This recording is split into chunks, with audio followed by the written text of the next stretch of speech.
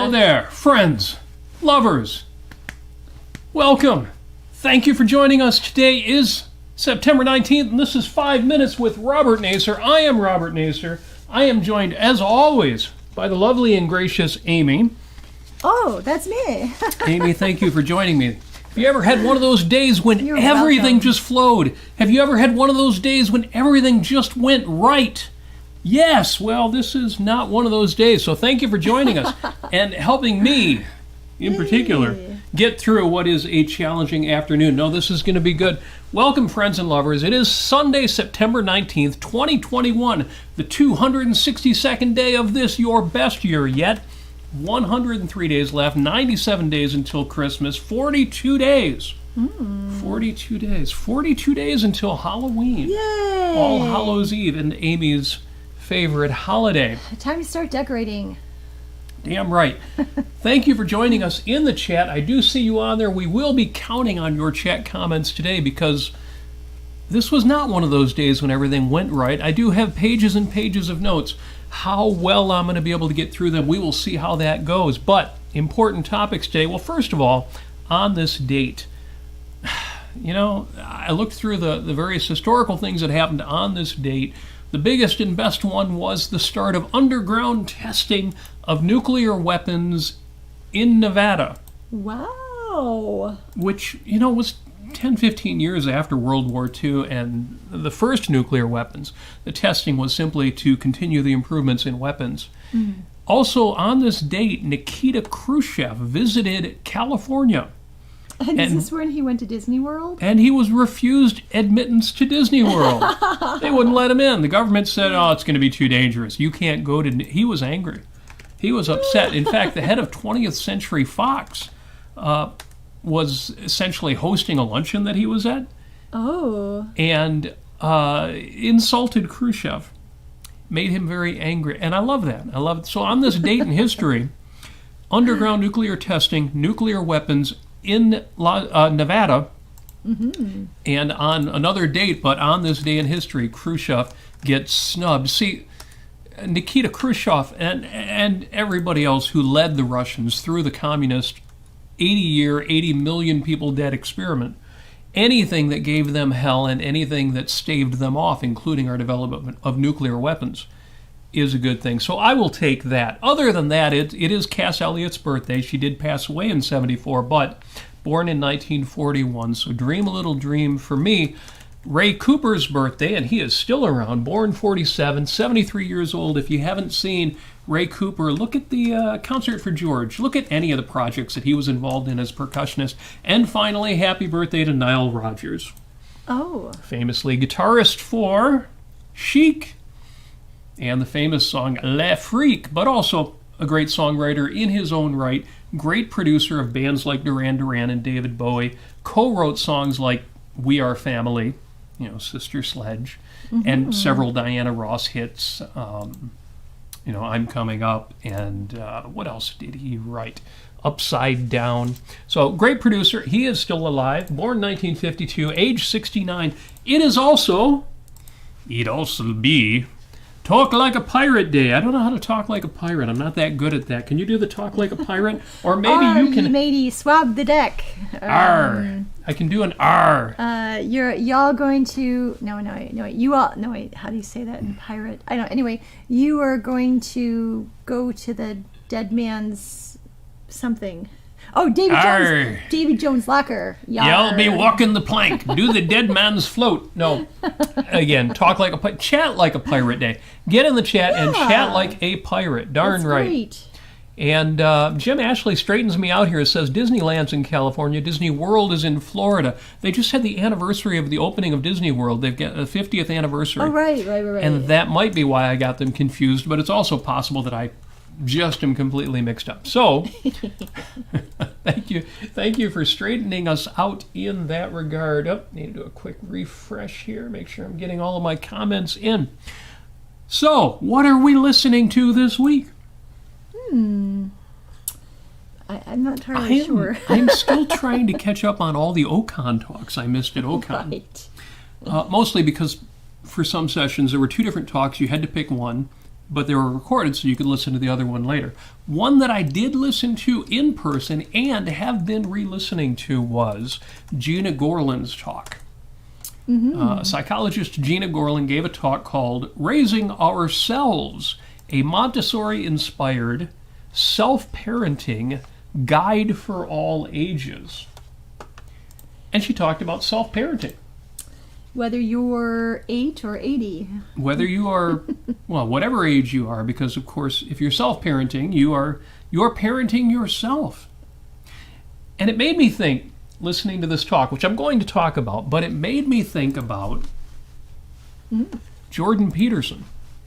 Oh, we always think about Jordan Peterson. Blah, blah, blah, blah. Yeah, I know, you're not a Peterson fan. I'm doing the lobster. Do the lobster. That's right. Rock You got to know where you are in the down, hierarchy. down. Lobsters have hierarchies, and so do we.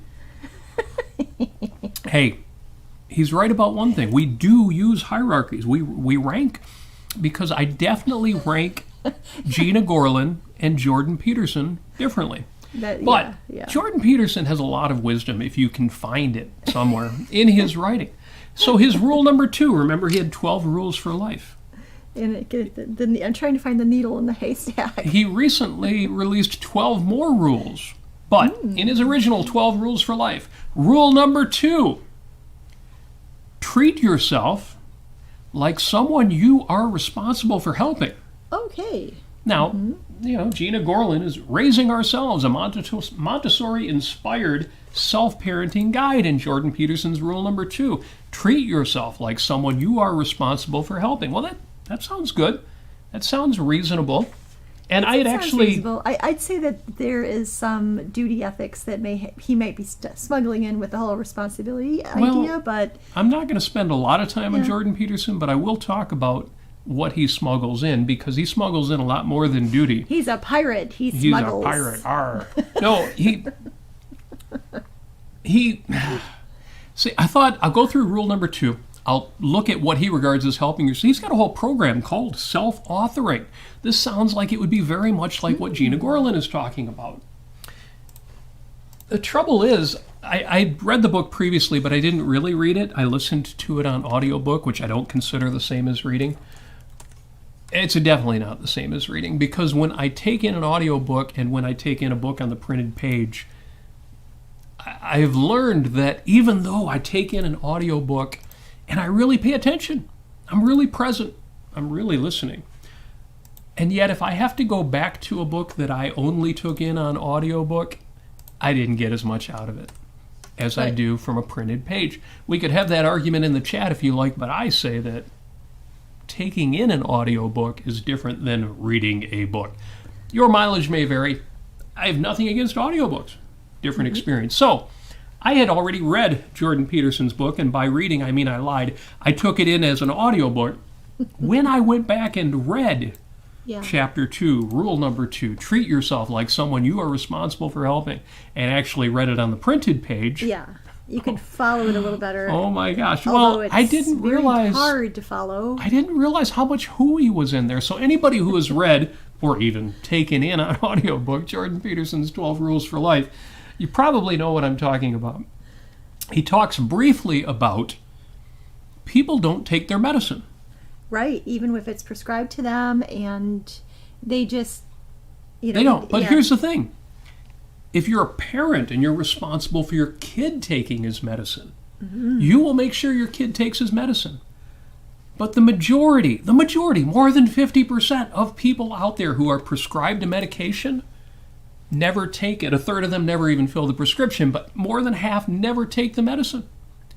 And yet we would never do that to our kids. In fact, he points out, quite correctly, I'm sure, if our veterinarian prescribes our dog or our cat a medication, we are far more likely to make sure our pets get their medicine than we will ever take them ourselves. And it's not just because we suspect our doctor isn't prescribing the right thing, we're suspicious about the treatment. Even if we agree with the doctor, we agree with the treatment, our likelihood of taking our own medicine versus making sure our kids or even our pets are taking their medication, wholly different. There's a principle in coaching, which I've discussed on the show before, We will do more for people who are in our care. We will do more for other people. We will do things for other people that we will never, ever do for ourselves. It's a strange thing to be part of a philosophy that's anti-altruistic. We don't believe in sacrifice, and yet I have to acknowledge this truth that most people will do far more for others than they will ever do for themselves, and this is one example of that. So Jordan Peterson gives that example. Very interesting. Okay, what conclusions do you draw from that, Jordan Peterson? He says, well, go back to the Bible. Wait, go back to the Bible. I know he's very much into biblical narratives and applying them to psychology and modern life, but okay, go back to the Bible. He says, go back to the Garden of Eden. You know, there's 2 different creation stories in the Garden of Eden, or in the Bible, rather. I said, well, yes, I'm aware of that. Genesis 1 gives the story that is involved with words. God says things and things happen. The Word was, the Word, the Word, the Word. And then Genesis 2 through 13 is the Garden of Eden, Adam and Eve, the Cain and Abel, the Noah and the flood, all that story stuff. But the initial story in Genesis 1, order out of chaos. God says words, and the words are making these things happen.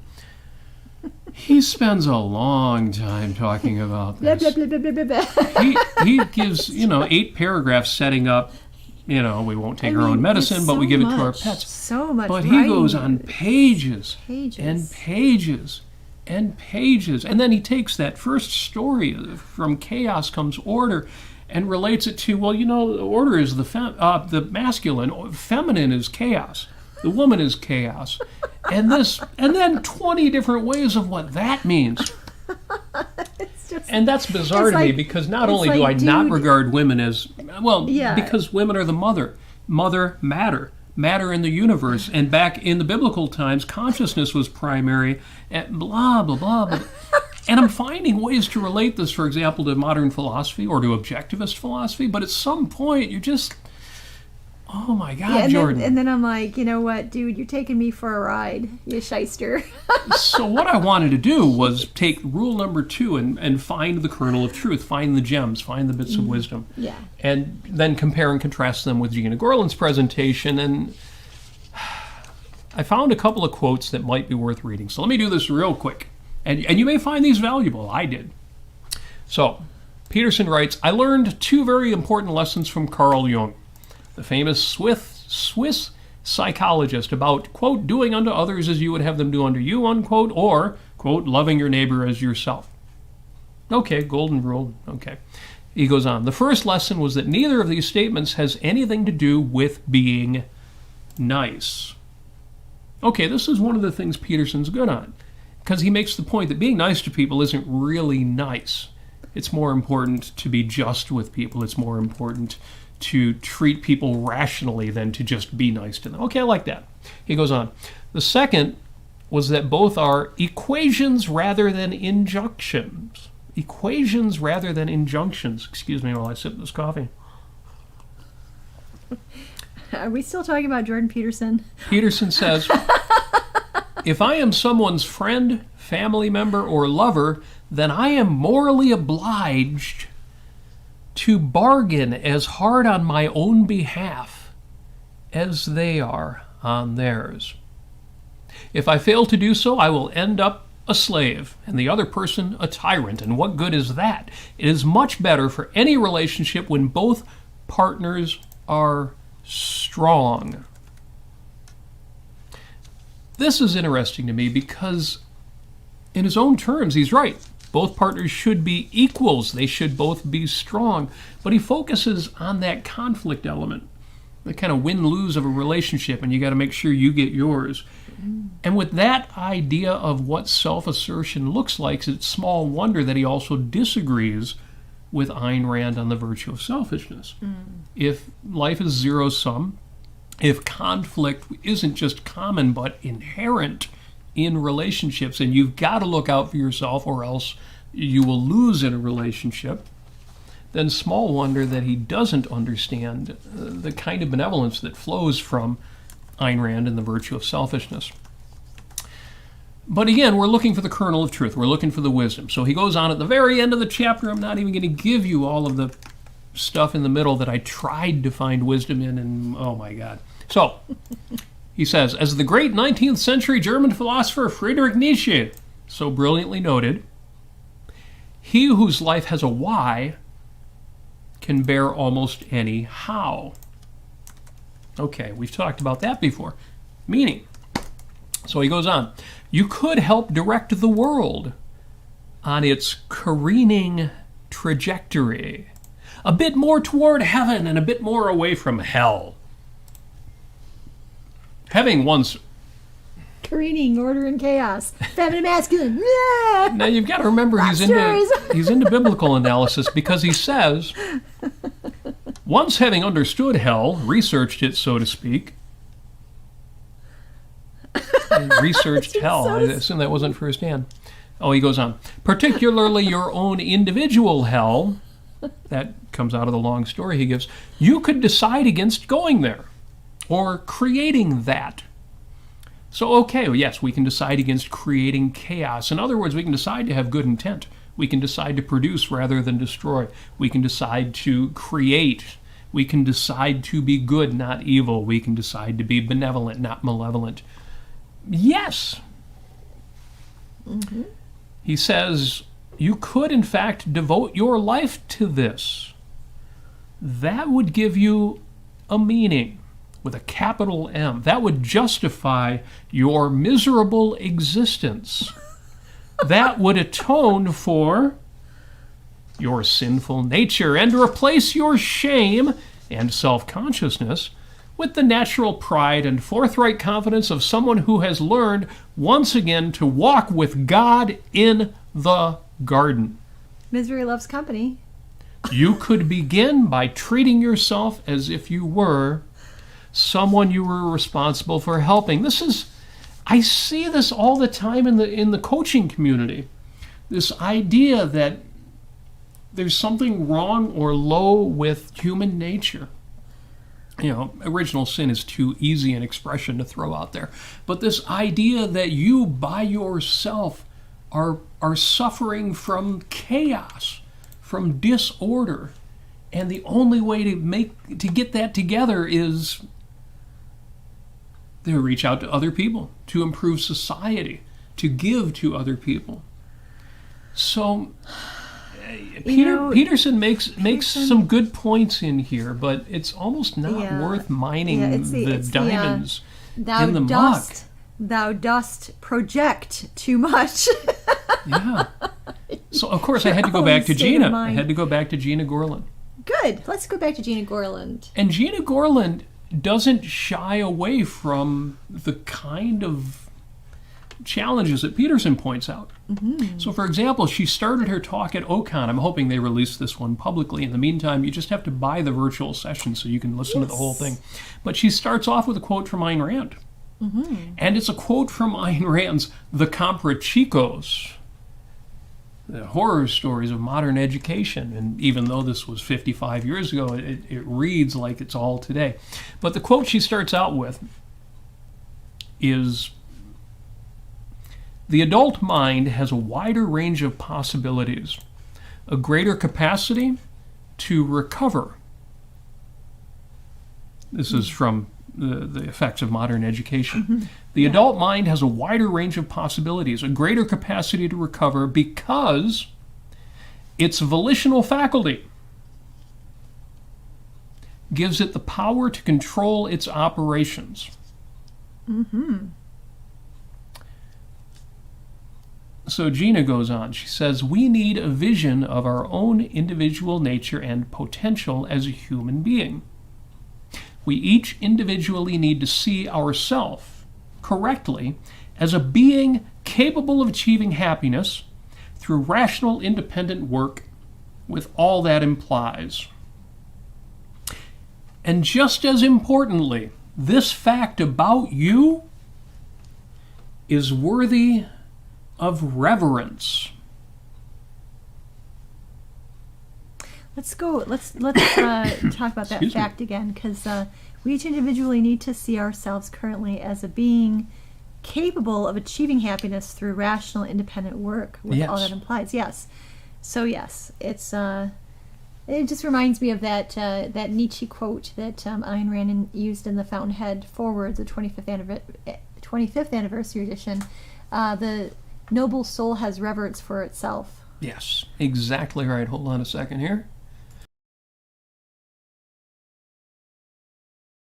Sorry, I had to hit the cough button there. Yes, this is essentially what Jordan Peterson can't quite seem to get to because his feet are stuck in the muck of original sin. Yeah. This fact about you is worthy of self-reverence. And it's not a false bravado. It's simply an examination of your nature and realizing that every value out there is a value created by a human being. The values most central to your life are created by your own choices and action. Anyway, she goes on. I think that each of us should learn to love ourselves like a rational parent loves a child. That right there is worth the price of admission. Not just because it feels good to think, oh, I love myself. But the logic is unassailable. Right. You know, she points out earlier in the talk that most people, we don't love our children because they got all A's on a test. We don't love our kid because of the last accomplishment that they were successful at. Let's see, I think I may have written this down.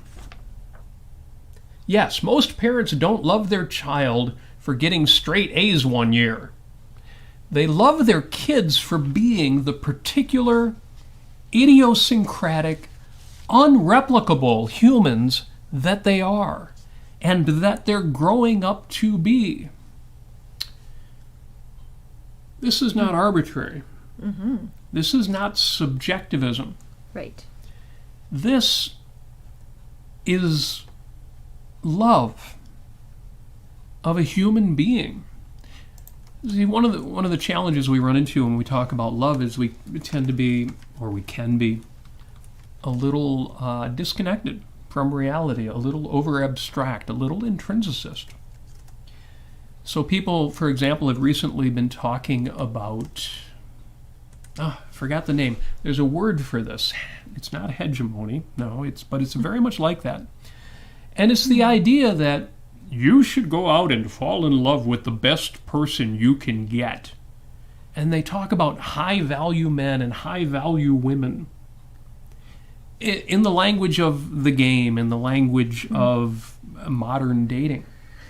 And I'm reading this and I'm thinking, well, you know, of course you go out and fall in love with the best person you meet. That's what causes love to happen. But that's not how it works at all. I've never met anybody who fell in love with the best person they could find. Right. It just doesn't work that way. And the same thing is true with your kids. You don't love your kids because they did the right lovable things. That's just not how that works.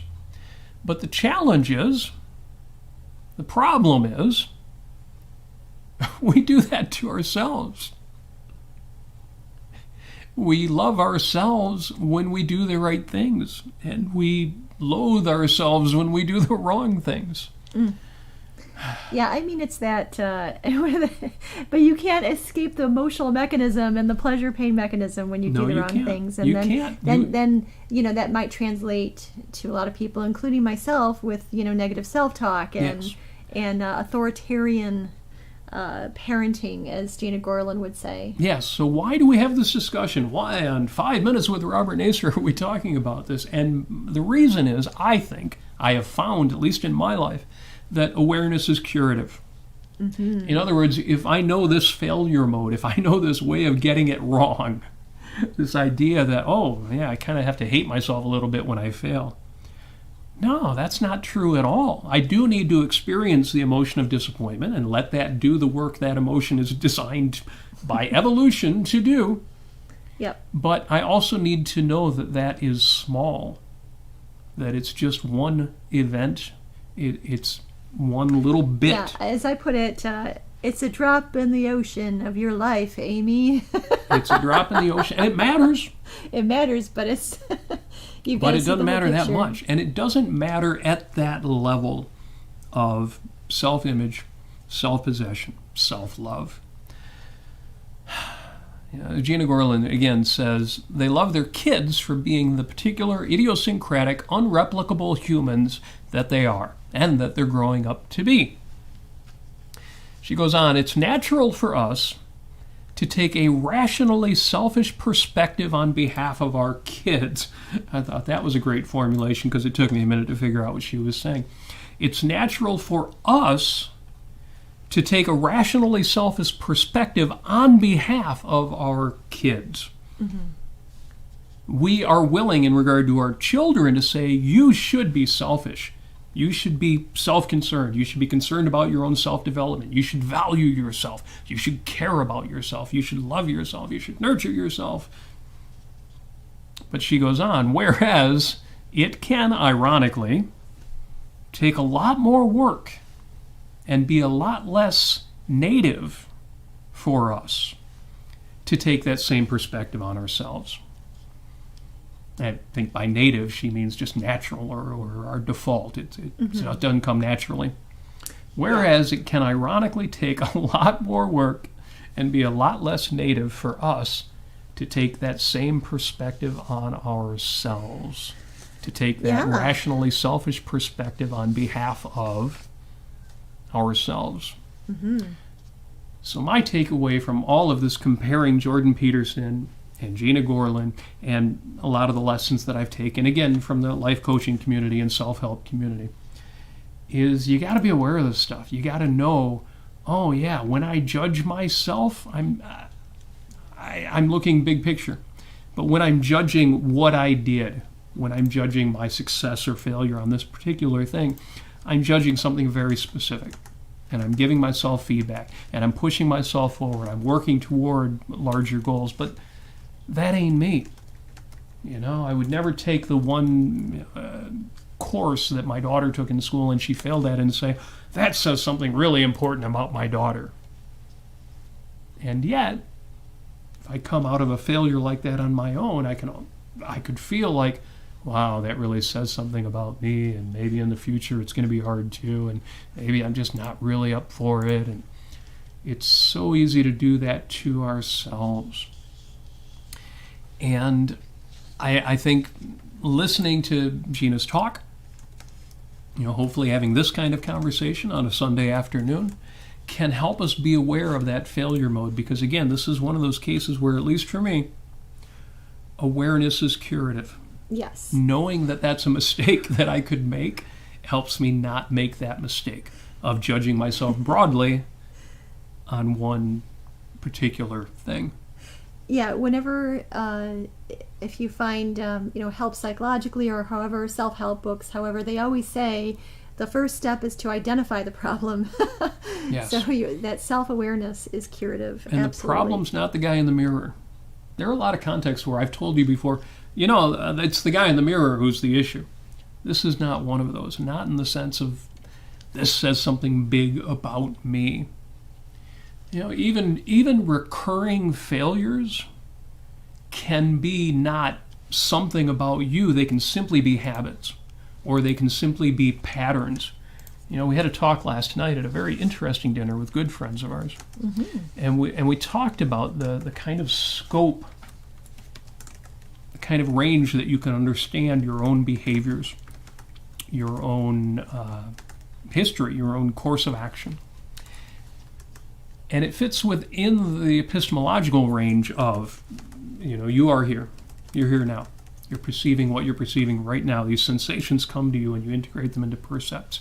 And you see the light, and you hear the sound, and you feel your clothes on your skin, and you smell the air. And words come to you. You integrate them into concepts. You're now thinking in words. You always think in words. In fact, the most important thing about words is not communication, but thought. But anyway, sensations, percepts, concepts. You put those concepts into sentences, propositions, actual thoughts. And you put those thoughts into ideas. And then from there, you get to take the range of ideas, from ideas now to planning the future and looking at the past. Part of that is building a narrative perspective, understanding the story of your life or other stories you've taken in.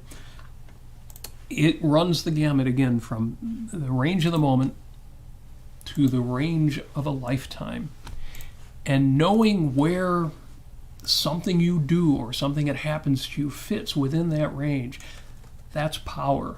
And that's why even if you've developed a bad habit, or even if you've got a routine that is a rut that you're having a hard time breaking out of, in that various range of things, in that big picture of what you are and who you are and what your life is, it's still just this. Does making it small like that, does putting it in context make it seem less important and maybe I don't have to do anything about it? Well, that's a risk. But it's also empowering, because when you realize, oh, it's a habit, oh, it's a routine, oh, it's just a rut that I can't break out of, and you see, oh, it's this big, and my life is all of this, but this thing is this big, oh, okay, I can do something about that. I can make a little change on this bit in the corner, and that will start changing everything else. Or I can call on a friend. I can call on an accountability buddy. I can call on a therapist and use somebody else to help me fix this little, it's important, it matters, I've got to change it. But it's not all of this, it's this. Mm-hmm. It's these habits, or it's these routines, or it's this rut. And if it was your kid, or a friend, or your parents, you would have no problem saying to them, oh, well, all you need to do is this, this, and this. Or even if it's something big, well, what you really want to change is this. This will get you through this. And you wouldn't say, oh, you're kind of a rotten person, and I don't know if they're going to get... No, you wouldn't say those things to your kid. You wouldn't say those things to your parents. You wouldn't treat your dog that way. Don't ever treat yourself that way. Yeah. And not just because it's not nice to you. It ain't rational. And you should be at least as rational with yourself as you are with your kids, your parents, your coworkers, your friends, your associates, your dog, your rabbit. More people should have rabbits. Why don't we talk about dogs and cats? We need more bunnies in people's houses. Yes. Bunnies are the best. I agree. Yes. You know, I never morally condemn people unless they talk about eating rabbits. I don't know. I have an issue with that.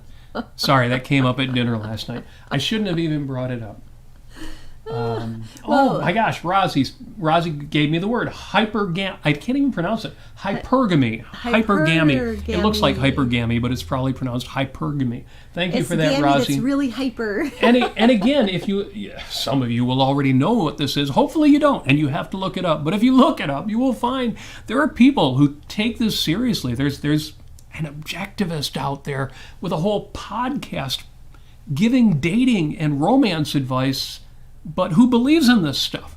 It's like, so tell me, what is hypergamy? Hypergamy is the idea of finding the highest value mate you can. Right. And high value, again, is skewed depending on gender, because for women, finding that high value mate, income is far more important.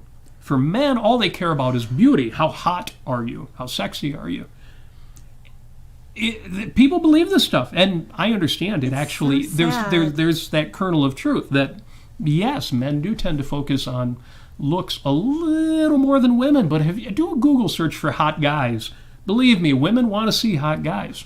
I mean, that's taking in a lot of second-handed values. It's taking in a lot of second-handed values. You know, that's not a recipe for happiness. We did a whole episode on masculinity and femininity, and there are differences between men and women, and viva la difference. We celebrate those differences. We want those differences. We want to milk all the joy and excitement you can out of those differences. But this bizarre notion, this simplistic notion of, I need to find the hottest woman I can and get her. And the strange thing is, this I got to put up the air quotes, so let me put down my coffee. Here's the air quotes. This works. I hope you saw the air quotes around the word works. This works for some guys because they think this way, and they think, well, I've got to get a 10. I've got to get the hottest girl I can. And that means I need to be more ambitious. I need to be more successful in my career. I need a 6 or 7-figure income so that I can walk up to any gal who apparently only cares about money and get her in my life. Or they take it even further and say, well, I got to work out. I've got to be a better man to get that. I understand how they, except the problem is in the real world, that's not how romance happens. I mean, that's the Peter Keating steps to romance.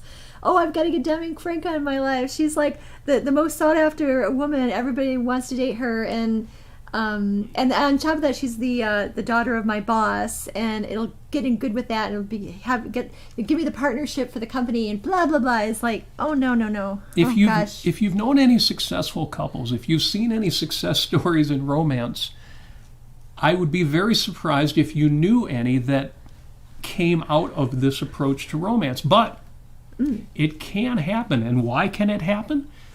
For two reasons. One, it does lead to that drive to self-improvement. I need to be like Bronze Age pervert, that guy who says every man should be buff, every man should have a six-pack, every man should be wealthy so that he can get that kind of woman. Choose that name for himself? He did choose it. Well, he's one of these folks who won't use his real name, unlike Robert Nasir, who puts his real name everywhere. Go ahead, Nasir? try to steal my identity. Amy Nasir. Anyway, this guy, if I held his ideas, I would want to stay anonymous too. But the point is, he does actually use this to get buff and get rich so he can get the hot girl. Why does that sometimes work? Well, because what kind of girl is drawn to that? His kind of girl, the kind of girl who says, I need to be super hot, I need to be super sexy, I need to look really hot. And it's not as important how much money I make, because actually in the world of people who believe, for example, in hypergamy, a woman who makes more money than a man is a turnoff. Now, how is that? What is hotter than a woman who's got a lot of money? But obviously, I'm thinking about this all wrong, because that's emasculating to a man. Does it really have to be emasculating? I mean, come on, really? Well, I don't think it really is emasculating, but right. to a certain kind of guy, that's one of the... Again, you have to watch our episode on masculinity and It sounds like femininity. this particular guy has this little part of his life, these certain habits that he needs help on. He's got something that he needs to compensate for, but we won't get into that. We did play a game of Cards Against Humanity last night, which is an unusual game to play with a bunch of objectivists. But I've noticed there's a lot of oists who are into that, so maybe it's not that unusual after all. We'll have to give a review for that one day. Yes. Hey, give us $5,000 and we'll give you the review of... So my take-home point for this week... My take-home point for this week is that Gena Gorlin is absolutely right. And Jordan Peterson should be right, but you'd have to wade through all the muck.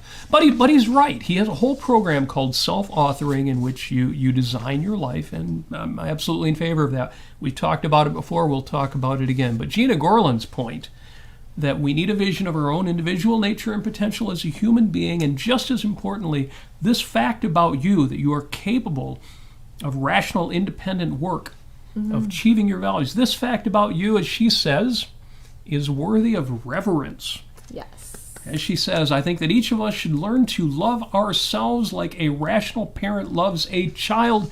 That is not subjective. We did a whole episode. You need to watch it if you haven't yet. We did an episode called Unconditional Love. Little poison pill for the objectivists out there. Trust me, our approach was A, pro-unconditional love, and B, completely rational and grounded. You have to listen to the episode, or we'll probably reprise it at some point because it was so damn good. It was good. It's very good. It was. And that is what I want for you. That is my wish for you this week. We talked about wishing. Wishing. Objectivists love wishing, right? I do. That's right. As long as it's reality-based and I can actually, get it out, actually... provide it for It's myself. another one of those fun tweaks because, of course, wishing for things as out of context is completely irrational, worst thing you can do. And yet, as a pro-values philosophy, we are absolutely in favor of making wishes if you're willing to do the work to make them come true. Know what you wish for. Yes. Francisco says, afraid to wish, Mr. Reardon? And Reardon says, I wish I could like you as much as I do. I want that attitude about everything. I like that. I love that quote. Yes. Damn straight. So we have some questions here. So what's going on in the chat? Because I have been blah, blah, blah, and I saw a few of these chat messages, but I haven't seen much. What do you got there? You went all Jordan Peterson on us. That's right. Well, he does like a 3-hour podcast. My 5 minutes doesn't last that long. Oh, my goodness. Well, we talked about, I just want to give a shout out to Enric and to Narendra, Jim, Holly, Bonnie, Jennifer. Yeah, Bonnie reminds us that somebody recently reposted Robin Field's musical. He spends over an hour. Robin Fields, yeah. He put the whole philosophy to music. Ayn Rand's philosophy. He put the whole philosophy to music, reason and rhyme, and it's kind of wonderful. It was originally called 3 Questions because he starts it off asking 3 questions. Yeah. Essentially, what is there, what do I know, and what should I do about it? Big shout out. Epistemology, and ethics. Yeah, big shout out to Ian, who we met at Ocon in Texas. So, hey, warm Canadian vibes coming your way. Although you're not living in Canada anymore. But there's some great comments in here, although a lot of them are just humorous. Yeah, which is great. Yes, Bonnie says unreplicable, and that's what Gena Gorlin called each of us as human beings. Our good friend who goes by the nom de plume unsigned 32-bit individualist says, brings to mind having to have the eye before one can love. A person who has first taken care of his or her quote-unquote chaos would be better at reaching out, I would think. Yes.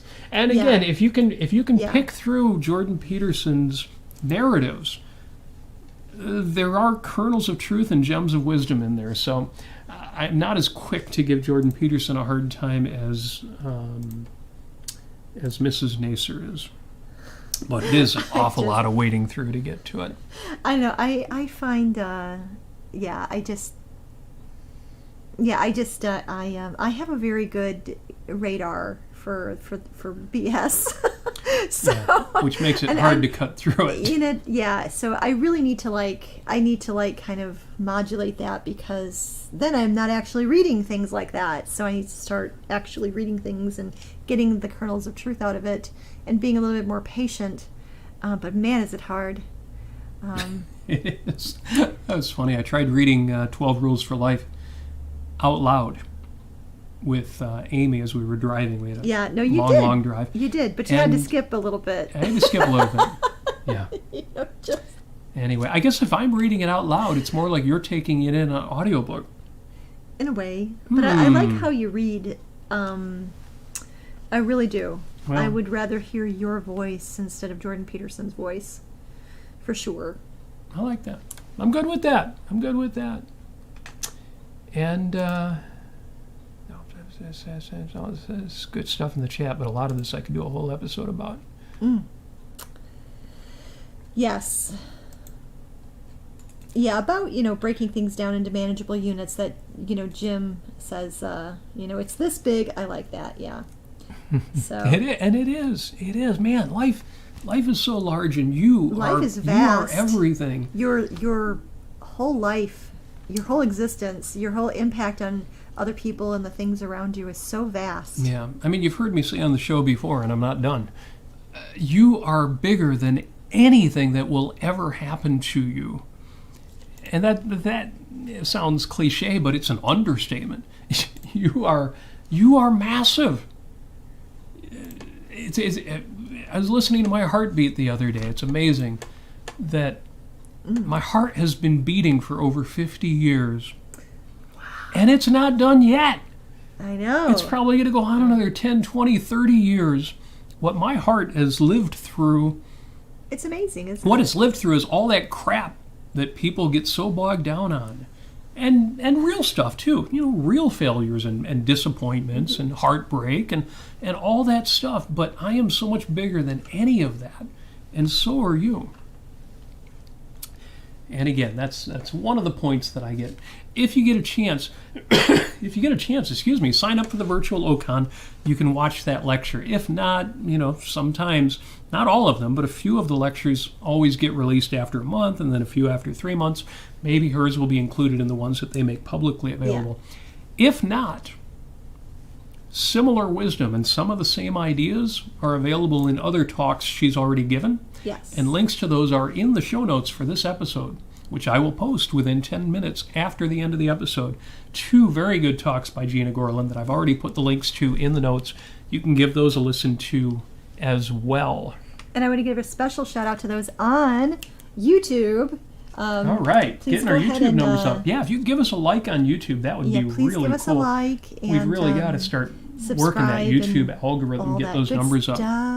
Yeah, and I've also posted the link in there on both Facebook and YouTube chats for robertnasir.com. Go to robertnasir.com. You can support us if you value our show, if you value our efforts, if you value our thoughts, if they help you in your life. Please consider giving us a tip or sending us a monthly contribution. That would be really lovely. But I want to give a shout out to, Jennifer in the YouTube chat, Ian, and Scott, and Jose, and of course our friend Paul, who I won't say who's the handle for, because he's a little shy about that. But we've already covered it anyway. But Jose asks, how do you raise children to seek spirit in romance over physical beauty? At what age should they read, as for instance, Notre Dame de Paris? And the short answer is you don't. You just raise them to value ideas and intelligence and benevolence and good nature, words. Because you don't want to tell them to ignore what they find attractive. One of the recipes for a failed romance is to be with somebody you don't find attractive for other reasons, because of money, or because of convenience, or because you're afraid to be alone. The worst thing I won't say the worst thing. Invariably disappointing thing you can do is be with somebody you don't find attractive. Kids should absolutely understand that one of the elements in a great romance is you got to find your partner attractive.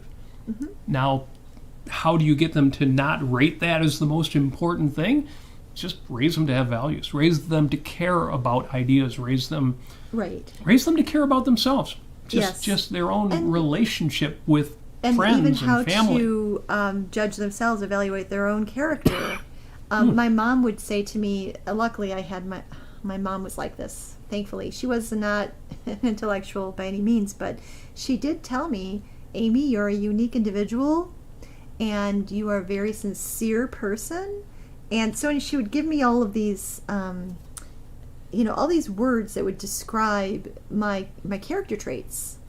And they really, really helped. It really helped me identify who I was, give me a really good, solid sense of who I am, my identity, in terms of virtues, in terms of my cognitive efforts and everything like that. And it was wonderful. A lot of it was very implicit at the time, of course, but it helped a lot. So, yes, give your children the words. Let's see. A man does not insist. I have to look this up to get the quote right. Well, in the meantime, physical beauty. Oh, hello, Andrea. A woman. Welcome. Ooh, what is the word I'm looking for? There it is. Okay, great quote from Robert Heinlein. I posted this before I've even shown the graphic for it. Robert Heinlein, a man does not insist on physical beauty in a woman who builds up his morale. Over time, he will find, I got to find the rest of the quote.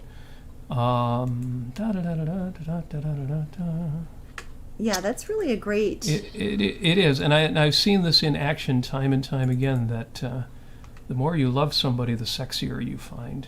Oh, there we go. A man does not insist on physical beauty in a woman who builds up his morale. After a while, he realizes she is beautiful. He just hadn't noticed it at first. And it's funny, if you say this the other way around, it seems easier to believe or easier to swallow. A woman does not insist on physical beauty in a man who builds up her morale. Because that seems to be more common, that women admire strength as much as beauty, that women admire self-confidence in men more than handsomeness. But when I say more, it's really a matter of degrees. Women want to be with attractive men, and men want to be with attractive women. But again, how that plays out in reality, I absolutely agree with Robert Heinlein, and have seen this time and time again with friends who've had successful relationships. A man does not insist on physical beauty in a woman who builds up his morale. Yeah. After a while, he realizes that she is beautiful. He just hadn't noticed it at first. It's a very clever way of saying something absolutely true. That kind of idea of bringing out the best in another person, or showing them what you like most about them, and maybe even revealing something to them that they didn't even notice about themselves, something really wonderful. That's attractive. Not just for men to women, but also women to men. Yes. And friendships. So that's just a lovely thing. In the questionnaires, when they say, well, what is the most attractive quality in a woman? My answer has always been enthusiasm. That is by far the most attractive. If you are a woman trying to be more attractive to a man, if you are a man trying to be more attractive to a woman, the most attractive quality in anybody, I mean, we know the essence of masculinity is strength, but what does strength look like in reality? It looks like joie de vivre. It looks like a lust for life. It looks like enthusiasm. It looks like somebody who knows how to live. Mm-hmm. If you want to be more attractive, tap into your own lust for life. Tap into your own enthusiasm and show it. Project it. Be it. That's what I did today. As a matter of fact, I went out and I took myself out on a date. And I took myself to the Michigan Renaissance Festival, where crazy people dress up as one would in the medieval times. Not really. It's all very fantasy oriented and everything like that. And it's really cool. And there's a lot of funny things, a lot of fun activities. I threw an axe, and I actually hit the board, and I was very happy. And I also did some archery today, and hit near around where the bullseye is. But it was just so fantastically fun. So it really brought out the best in myself, and I treated myself very well, and I was very proud of taking myself out on a date and doing well by myself. Yeah, Amy has recommended Julia Cameron's book, The Artist's Way, and one of the things that she recommends, so many good things in that book, but one of them is The Artist's Date. Take yourself out on a date. Mm-hmm. And use it to observe things you wouldn't notice if you were out with somebody else, or if you were sitting at home. Yes. It's powerful stuff. Of course, what was I doing while Amy was out at the Renaissance Festival? I was writing up notes for this show. Well, it's tough being a professional podcaster. But you also went to the store, and you went on a bike ride, and a bunch of things. Don't listen to me. I'm only serious. But no, it's a beautiful thing. It's a beautiful thing. So, as we're running a little bit long, and I really thought this was going to be a very short episode, since I had a very short message to deliver, which is, what Gena Gorlin said. And incidentally, I only gave you a few quotes from her talk. You need to listen to the talk to get her specific method for then introspecting and reaching yourself the way you would reach a kid, or in Jordan Peterson's words, reaching somebody you were responsible for helping. Great stuff in that talk. Again, both of the lectures that I'm posting in the show notes are worth hearing as well. The first one's called Earning Your Own Trust, the Psychology of Honesty. She talks about honesty. Well, it's telling other people the truth, right? Well, more fundamentally, it's earning your own trust. Love that. And then the other talk is Taking Responsibility for Your Happiness, Insights from Contemporary Psychology. Both worth listening to. Again, hopefully this one is also going to be released in just that way. So thanks for joining us. I missed a few of the chat messages, and I really need to go through them. I will be responding online. My homework for the week. I got no homework for the week. You know why? Because as Sam pointed out to me on Thursday, I didn't do my homework from last week. Man, did I fall short there. And I'm just having to remind myself, it's this much that I fell short on, because I need to do that. It's a drop in the ocean. So my homework for the week is going to be, I'm going to try it again, because if at first you don't succeed, hide your failure and make sure nobody finds out about it. No, if at first you don't succeed, try again. So I will try again this week. I will be reading poetry out loud recording it, putting it on the internet. You have that to look forward to. Feel free to join me in it if you like, as always, with any of our homeworks. As always, show notes will be posted with links to the interesting things that we talked about. Talk Like a Pirate Day, well, you don't need a link to that, but the Gena Gorlin talks and other topics we brought up within 10 minutes after the end of the show. As Amy mentioned earlier, excuse me, she gave the website a plug. If you go to robertnasir.com, there's links to our past episodes, our Facebook page, our Twitter page, our YouTube page, and especially our PayPal and Patreon links. Thank you so much to those of you who are already contributing monthly, and a few folks who've given some larger one-time contributions through PayPal. You can do either. You can do both. You can do whatever works for you. Mm-hmm. But mostly, thank you for listening. Yes, thanks for being here, guys. If you could, share the show or talk about it on Twitter, Facebook, Instagram, whatever your social media poison of choice is. I love social media. I shouldn't say that. But if you share the show, we are working on getting ourselves up to 1,000 subscribers. We're at 200 and something 26. At this point. And we need to bump 26. That's more than last week. That's good. Yay. Help us out. Share the show. We'll keep trying to make the show better so you can feel good about sharing it. It's really better because you're in the chat and talking to us and listening. Yes. And that makes it all worth it. So share the show, like the show, subscribe to the show, and ring the bell. I got to remember all of those things. Yarin is so much better at that than we are. We're going to keep working on it. And we thank you for being here. You know, as always, we wish you the kind of success that we hope these kind of ideas will help you achieve. Some of you are already there. Some of you are way past us, and you are awesome, and you inspire us as well. But we do wish you success. We wish you happiness. We wish you flourishing. We wish you the kind of self-love, the kind of self-parenting, the kind of willingness to be good to yourself that seems easier sometimes with other people. But we do wish that for you. And as always, we wish you love.